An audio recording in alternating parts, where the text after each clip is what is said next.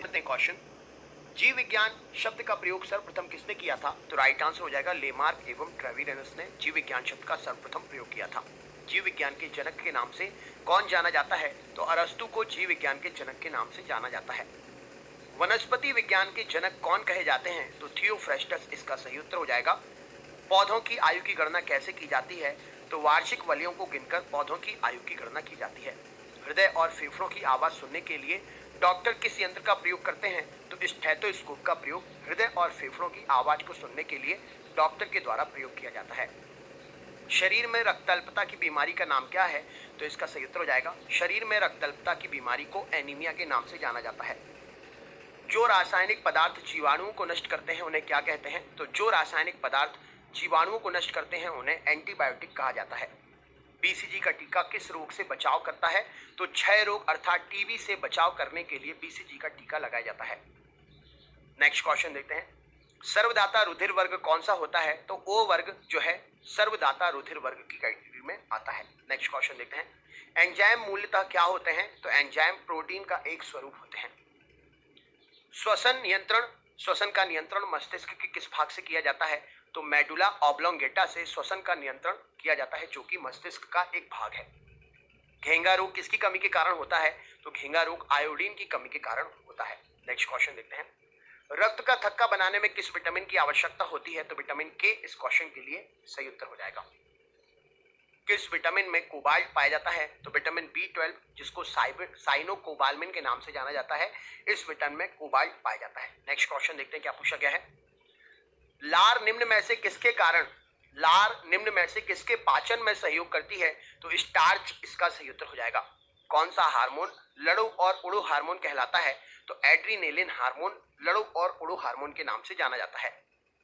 Penicillin की खोज किसने की थी? तो अलेक्जेंडर फ्लेमिंग के द्वारा पेनिसिलिन की खोज की गई थी। नेक्स्ट क्वेश्चन देखते हैं। पौधों में जल का परिवहन किसके माध्यम से होता है? तो जाइलम जो है पौधों में जल के परिवहन का काम करता है। नेक्स्ट क्वेश्चन देखते हैं। गाजर का रंग किसकी मौजूदगी के कारण होता है? तो गाजर में रंग जो है कैरोटीन के कारण होता है। नेक्स्ट क्वेश्चन देखते हैं। बॉटनी शब्द की उत्पत्ति किस भाषा के शब्द से हुई है? तो बॉटनी शब्द की उत्पत्ति ग्रीक भाषा के शब्द से हुई है।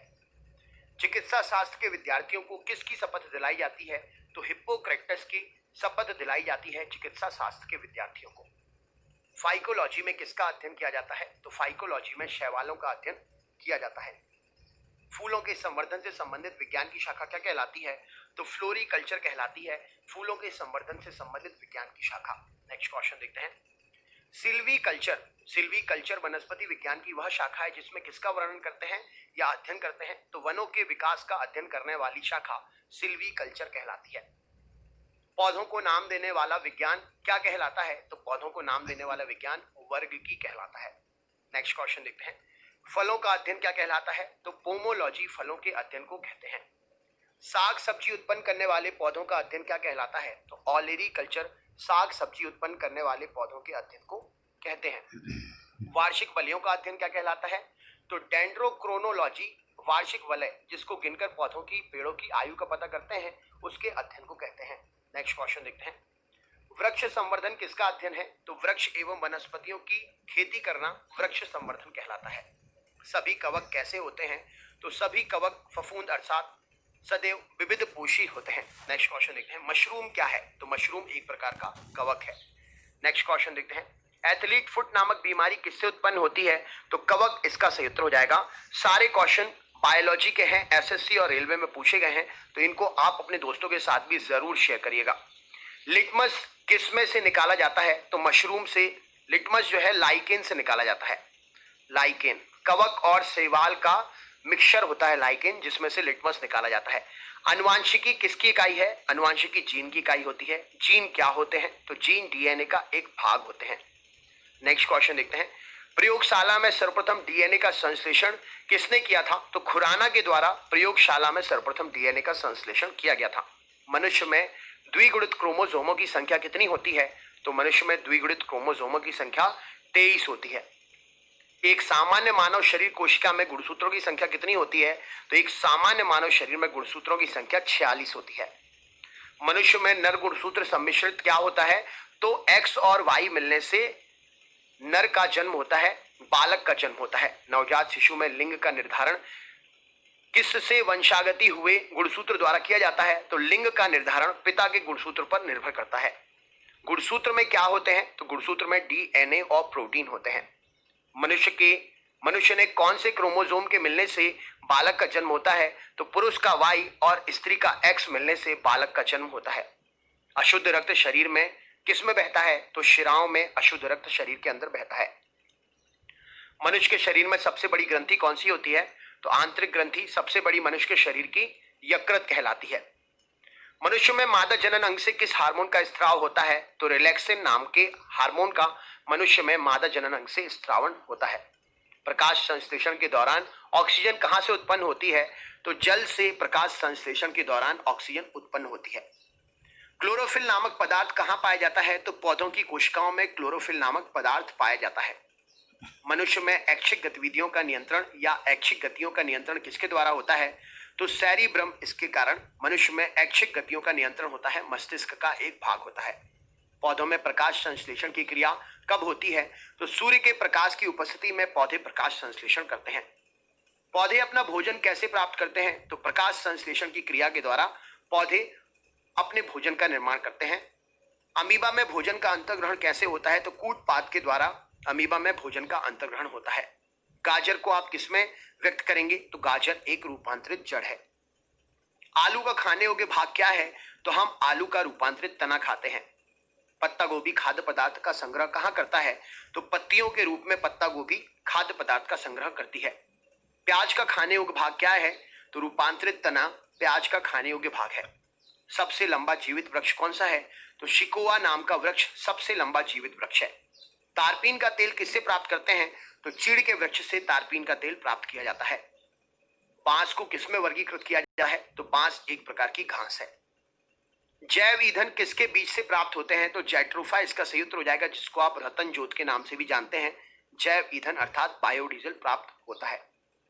पादप रोगों का सबसे उत्तरदायी कारक क्या है? तो फफूंद इसका संयुक्त हो जाएगा। पादप रोगों में सबसे उत्तरदायी कारक होता है। पौधों को रोग प्रतिरोधी कैसे बनाया जा सकता है? तो जंगली किस्म से प्रजनन करा के पौधों को रोग प्रतिरोधी बनाया जा सकता है। हरित बाली रोग किस फसल से संबंधित है? तो बाजरे में होने वाला रोग है हरित बाली रोग। टिक्का रोग किस फसल से संबंधित है? तो टिक्का मूंगफली में होता है। मूंगफली का वैज्ञानिक नाम क्या है? कमेंट बॉक्स में कमेंट करके बताइए। मैंने लाइव क्लास में आपको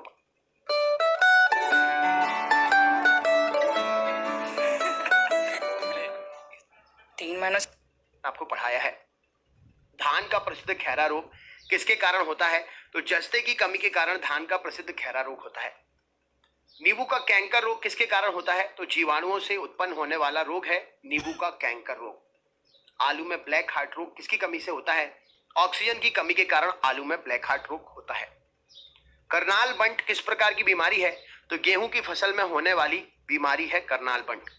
वंशागति के अध्ययन से संबंधित जीव विज्ञान की शाखा क्या कहलाती है? तो वंशागति से संबंधित जीव विज्ञान की शाखा जेनेटिक्स अर्थात अनुवांशिकी कहलाती है।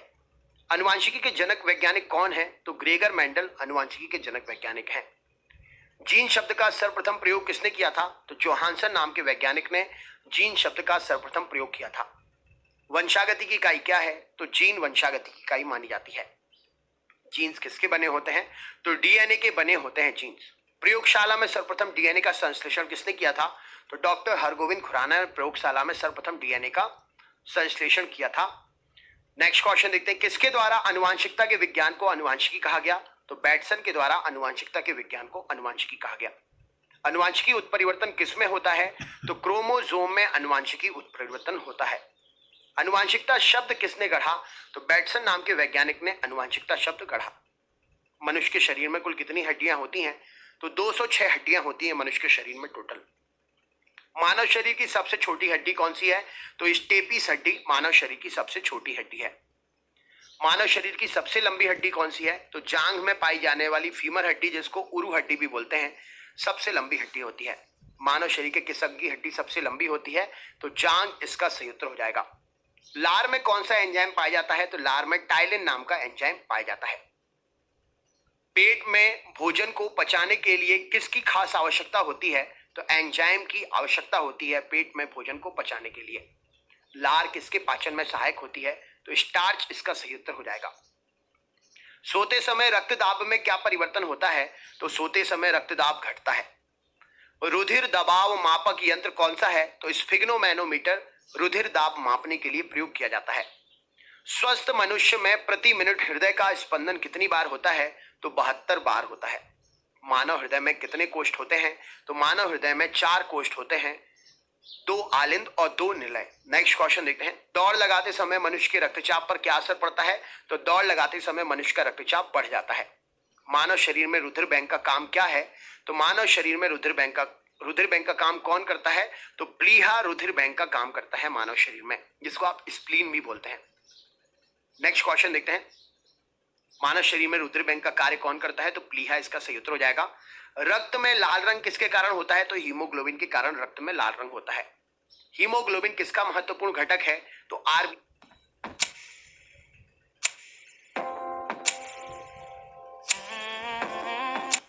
आरबीसी का महत्वपूर्ण घटक है हीमोग्लोबिन। मानव शरीर का रक्त बैंक किसे कहते हैं? तो प्लीहा या स्प्लीन को कहते हैं। लाल रक्त कणिकाएं किस नाम से जानी जाती हैं? तो इरिथ्रियोसाइड नाम से लाल रक्त कणिकाएं जानी जाती हैं। डब्ल्यूबीसी को किस नाम से जानते हैं? कमेंट बॉक्स में कमेंट करके बताइए अगर आप बता सकते हैं तो। मनुष्य की लाल रक्त कणिकाओं का जीवन काल कितना होता है? तो 120 दिन होता है। मानव शरीर में लाल रक्त कणिकाओं का निर्माण कहाँ होता है? तो बोन मेरो अर्थात अस्थि मज्जा में मानव शरीर में लाल रक्त कण का निर्माण होता है। सफेद रक्त कणिकाओं का मुख्य काम क्या होता है? तो रोग प्रतिरोधक क्षमता धारण करना शरीर की सफेद रक्त कणिकाओं अर्थात डब्ल्यूबीसी का काम होता है।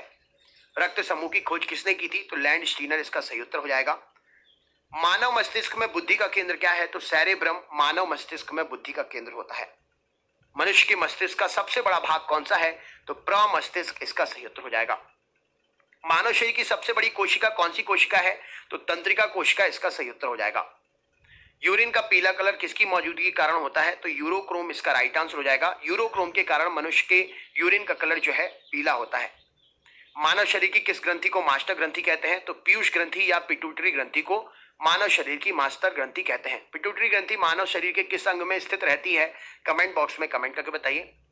मनुष्य के शरीर में सबसे छोटी ग्रंथि कौन सी है? तो पिट्यूटरी ग्रंथि मानव शरीर की सबसे छोटी ग्रंथि है। जीव विज्ञान का प्रयोग सर्वप्रथम किसने किया था? तो लेमार्क और ट्रेविरेनस के द्वारा जीव विज्ञान शब्द का प्रयोग सबसे पहले किया गया था। जीव विज्ञान के जनक के नाम से कौन जाने जाते हैं? अरस्तु इसका सही उत्तर हो जाएगा। वनस्पति विज्ञान, तो वनस्पति विज्ञान के लिए थियोफ्रेस्टस सही उत्तर हो जाएगा। बच्चों में प्रोटीन कैलोरी कुपोषण से कौन सा रोग होता है? तो क्वाशियोरकर रोग होता है बच्चों में प्रोटीन की कमी के कारण। नेक्स्ट क्वेश्चन देखते हैं। कुत्तों के द्वारा कौन सा रोग फैलता है? तो रेबीज नामक रोग कुत्तों के द्वारा फैलता है। सेब में कौन सा तत्व अधिक पाया जाता है? तो सेब में लोहा जो है अधिक मात्रा में पाया जाता है। ऊर्जा उत्पादन के लिए कोशिका प्रायः किसका उपयोग करती हैं? तो ग्लूकोज का उपयोग करते हैं ऊर्जा उत्पादन के लिए कोशिकाएं। पेप्सिन नामक एंजाइम शरीर की किस क्रिया में सहायता करता है? तो पाचन में सहायता करता है पेप्सिन नाम का एंजाइम। मानव शरीर का कौन सा अंग रक्त शुद्धिकरण के लिए उत्तरदायी है? तो वृक्क अर्थात किडनी मानव शरीर में रक्त के शुद्धिकरण के लिए उत्तरदायी अंग होता है। परिस्थितिकी शब्द को सर्वप्रथम किसने प्रतिपादित किया था? तो रिटर इसका सही उत्तर हो जाएगा। परिस्थितिकी तंत्र शब्दावली सबसे पहले किसने प्रस्तुत की थी? तो टेंसले ने परिस्थितिकी तंत्र शब्दावली सबसे पहले प्रस्तुत की थी। इकोसिस्टम को 2 घटक मुख्यतः कौन कौन से होते हैं? तो जैविक और अजैविक इसका सही उत्तर हो जाएगा। सौर ऊर्जा किससे प्राप्त होती है? तो सौर ऊर्जा सूर्य से प्राप्त होती है। रेड डाटा बुक उन जातियों के बारे में जानकारी देता है जो संकटापन्न होते हैं। रेड डाटा बुक उनके बारे में जानकारी देती है। काजीरंगा किसके लिए प्रसिद्ध माना जाता है? तो एक सींग वाले गैंडे के लिए काजीरंगा प्रसिद्ध माना जाता है। चिपको आंदोलन मूल रूप से किसके प्रति विरुद्ध के स्वरूप किया गया था? तो वनों की कटाई के लिए चिपको आंदोलन मूल रूप से विरुद्ध किया गया था। चिपको आंदोलन से कौन से व्यक्ति का नाम जुड़ा हुआ है? कमेंट बॉक्स में कमेंट करके बताइए। इको मार्क उन भारतीय उत्पादों को दिया जाता है जो पर्यावरण मैत्रीपूर्ण होते हैं। इको मार्क उनके लिए दिया जाता है। परिस्थितिकी विज्ञान, मुझे पता था ये बुक्कड़ सब खा जाएगा। विज्ञान केंद्र कहाँ स्थित है? तो बेंगलुरु इसका सही उत्तर हो जाएगा। परिस्थितिकी विज्ञान केंद्र बेंगलुरु में स्थित है। शरीर के अंगों से हृदय तक अशुद्ध रक्त लाने वाली वाहनिकाओं को क्या कहते हैं? तो शिराएं जो हैं शरीर के अंगों से हृदय तक अशुद्ध रक्त लाने वाली वाहनिकाएं हैं। हृदय से शरीर के अंगों तक शुद्ध रक्त ले जाने वाली वाहिनिकाएं क्या कहलाती हैं? तो उन्हें बोलते हैं धमनियां। एक सामान्य मनुष्य, जो युवा मनुष्य है, उसका रक्तचाप कितना होता है? तो 80 120 या 120 80 mm पारा इसका सही उत्तर हो जाएगा। मानव कंकाल में अस्थियों की संख्या 206 होती है। मनुष्य के मस्तिष्क की सबसे बाहरी झिल्ली ड्यूरामीटर कहलाती है। मानव शरीर में रक्तचाप नियंत्रित कहां से होता है? तो अधिवृक्क ग्रंथि से मानव शरीर में रक्तचाप नियंत्रित होता है। थायराइड ग्रंथि का स्थान कहां है? तो थायराइड ग्रंथि गले में स्थित होती है। मनुष्य के शरीर की सर्वाधिक शक्तिशाली पेशी कौन सी होती है? तो मनुष्य का जबड़ा शरीर की सबसे शक्तिशाली पेशी होती है। नेत्रदान में आंखों का कौन सा भाग दान में प्रयुक्त किया जाता है? तो कॉर्निया इसका सही उत्तर हो जाएगा। आंख के किस भाग पर वस्तु का प्रतिबिंब बनता है? तो रेटिना इसका सही उत्तर हो जाएगा। आंख का जो प्रतिबिंब है रेटिना पर बनता है, वस्तु का प्रतिबिंब रेटिना पर बनता है। आइरिस का क्या काम होता है? तो पुतली के आकार को नियंत्रित करना, बड़ा या छोटा करना आइरिस का मुख्य काम होता है। मानव शरीर का सामान्य तापमान कितना होता है? तो 36.9 डिग्री मानव शरीर का सामान्य तापक्रम होता है सेंटीग्रेड में। मानव का मस्तिष्क लगभग कितने ग्राम का होता है? तो 1350 ग्राम इसका सही उत्तर हो जाएगा। अच्छा, फ़ारेनहाइट में मानव शरीर का तापमान क्या होता है? कमेंट बॉक्स में कमेंट करके बताइए। रक्त जमने में किस तत्व की मुख्य भूमिका होती है? तो कैल्शियम इसका सही उत्तर हो जाएगा। ईईजी इलेक्ट्रोएन्सेफेलोग्राफ का प्रयोग किसकी गतिविधि दर्ज करने में करते हैं? तो ये मस्तिष्क के लिए प्रयोग किया जाता है ईईजी। शरीर में हीमोग्लोबिन का काम क्या है? तो ऑक्सीजन को परिवहित करना शरीर में हीमोग्लोबिन का काम होता है। मानव कंकाल की सबसे लंबी अस्थि कौन सी है? तो फीमर, जो कि जांग में स्थित होती है, मानव कंकाल की सबसे लंबी अस्थि है। कौन सा विटामिन पानी में घुलनशील है? तो विटामिन बी इस क्वेश्चन के लिए सही उत्तर हो जाएगा। एक सामान्य मनुष्य में रक्त कितना होता है? तो 4 से 5 लीटर इसका सही उत्तर हो जाएगा। मनुष्य में बुद्धि एवं चतुराई का केंद्र क्या होता है? तो सेरिब्रम इसका राइट आंसर हो जाएगा। मक्खन, पनीर और दूध से हमें क्या प्राप्त होता है? तो ये सभी जो है फैट, वसा प्रदान करने वाले अवयव हैं। रक्त में ग्लूकोज की मात्रा नियंत्रित कैसे रहती है? तो इंसुलिन के कारण रहती है। उच्च रक्तचाप की अवस्था को क्या कहते हैं? हाइपरटेंशन उच्च रक्तचाप की अवस्था को कहा जाता है। आंखों की दूरदृष्टि की बीमारी किसके कारण होती है? तो नेत्र गोलक के छोटे हो जाने के कारण आंखों में दूरदृष्टि की बीमारी होती है। केंद्रीय औषधि शोध संस्थान कहाँ स्थित है? तो लखनऊ इसका सही उत्तर हो जाएगा।